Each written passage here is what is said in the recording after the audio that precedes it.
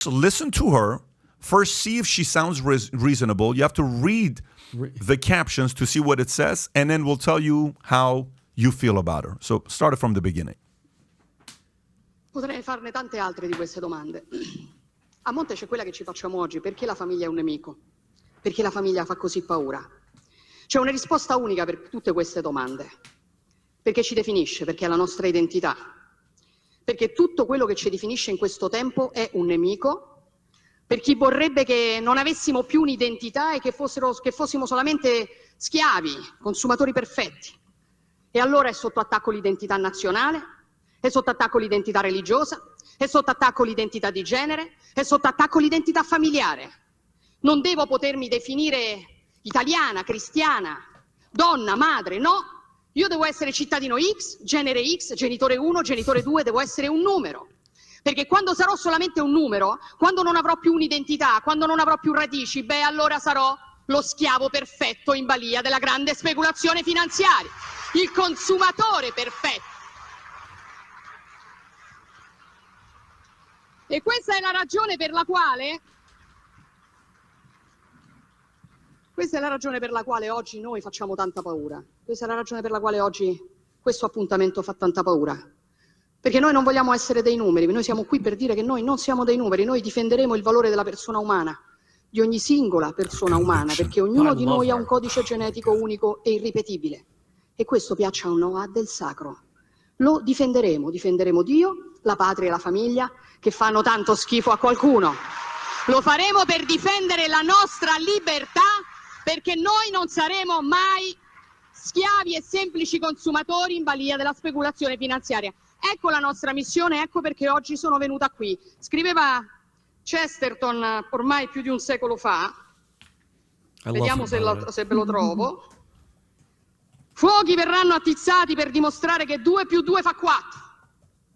Spade verranno sguainate per dimostrare che le foglie sono verdi in estate. Wow. Quel tempo è arrivato, signori. Siamo pronti. Grazie. Okay.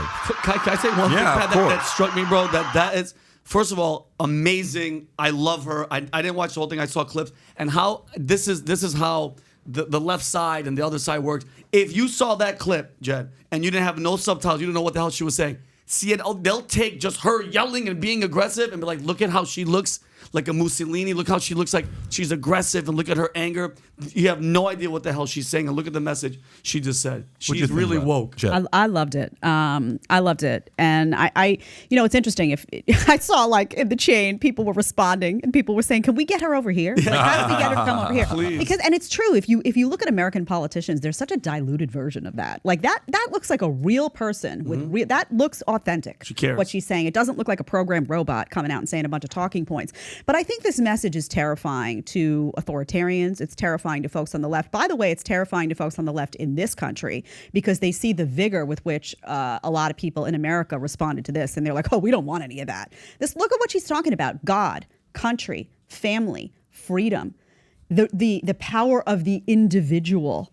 She's talking about facts. She's talking about basic facts being ignored. That's a pivot to gender identity. She's talking about the fact that we've just left that whole realm of the objective for this subjective whatever by which we can inject woke politics into everything. I thought it was a very, very powerful speech. I think this is what the left's been battling in the United States for a long time. I mean, you remember back to the 2008 presidential election, them making fun of people who were clinging to Bibles and their guns and going after these concepts of individual liberty and individual freedom. So I love seeing it there. I think it's important to see it there. But more than anything, Republicans in this country should be embarrassed.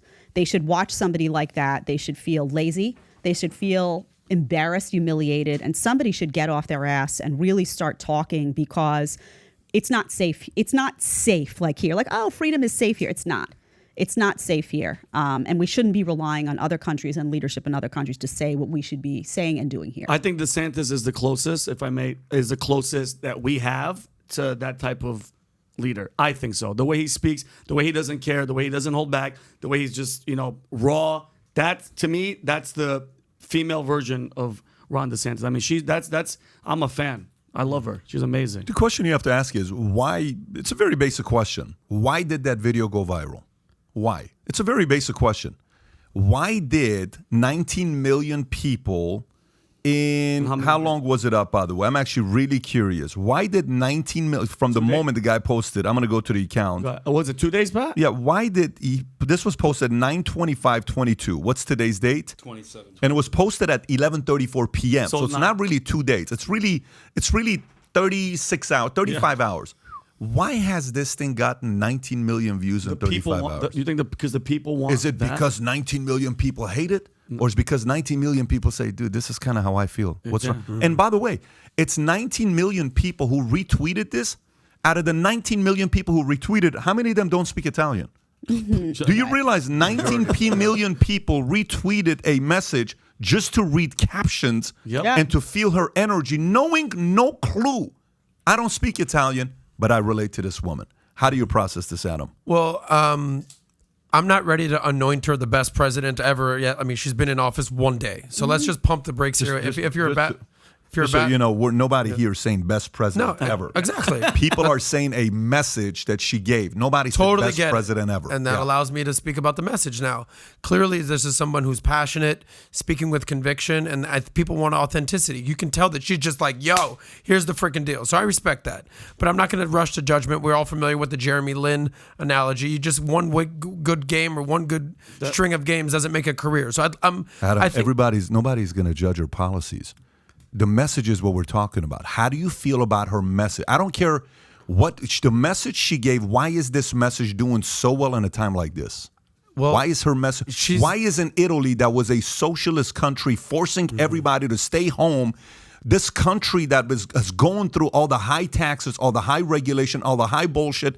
Why is it all of a sudden they want somebody like her? Why is this message resonating with the people? Well, listen, I watched a few of her speeches, not just this speech, okay? So I'm not going to rush to judgment and pretend I know all the answers to freaking Italian politics. Clearly, she speaks with authority and with conviction, and respect to her for that. And respect to her for being the first female prime minister in the history of Italy. So respect.